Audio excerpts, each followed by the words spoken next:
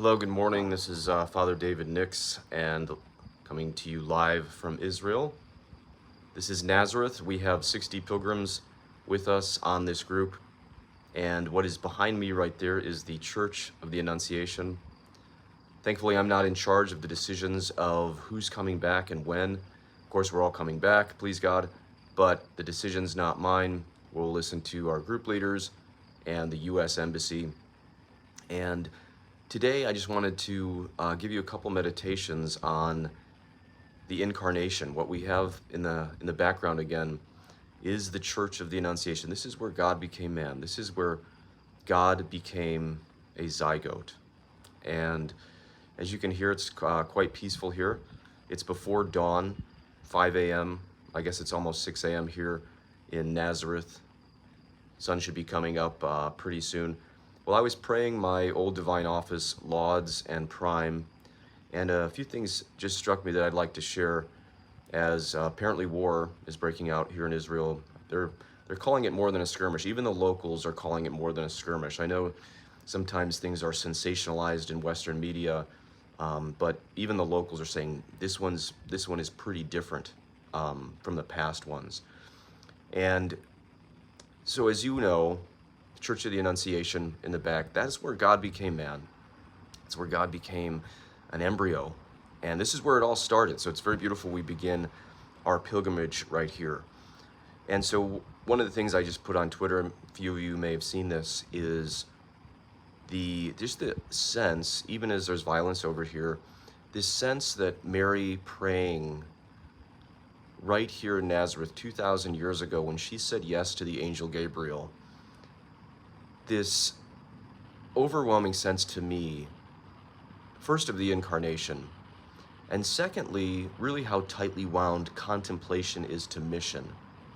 You know, back in the United States, I'm often trying to figure out, am I supposed to go deeper into contemplation, more into mission? And there's just a really overwhelming sense here in Nazareth, how deeply wound those two are together, contemplation and mission, that Mary said yes, first to adore God, but for the second reason, for the salvation of the world. And that mission began here.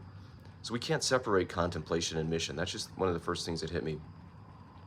And then because it's just before dawn here in Nazareth, they just finished the prayers, the yelling, the songs, whatever you call it, from the minarets. And I had a real deep sense at that time, you know, even though there's new instrumentation on the scene from 2,000 years ago, when Mary and Jesus and Joseph were here.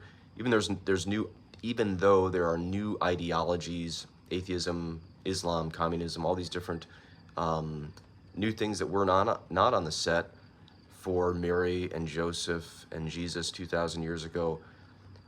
Really, it's the same world. You can hear the same roosters crowing in the background right now. We just finished, hearing them from the minarets.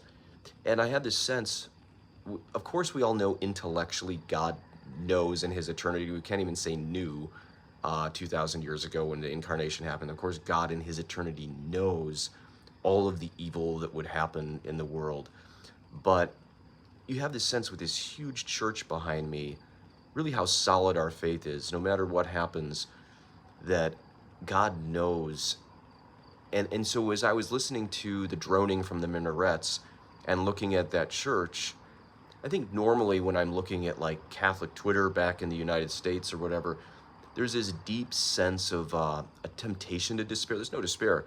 There's a temptation to despair, almost wanting to say something stupid like, did God know the church crisis would get this bad? Did God know there would be missiles striking Tel Aviv? Did God, of course we know intellectually all of those things would happen, but looking at just this solid, huge dome of the Church of the Annunciation, as I heard the minarets, as I heard the droning from the minarets, I had just a really deep sense of peace that Christ truly conquers everything, not only through the resurrection, but even through the Incarnation and the cross.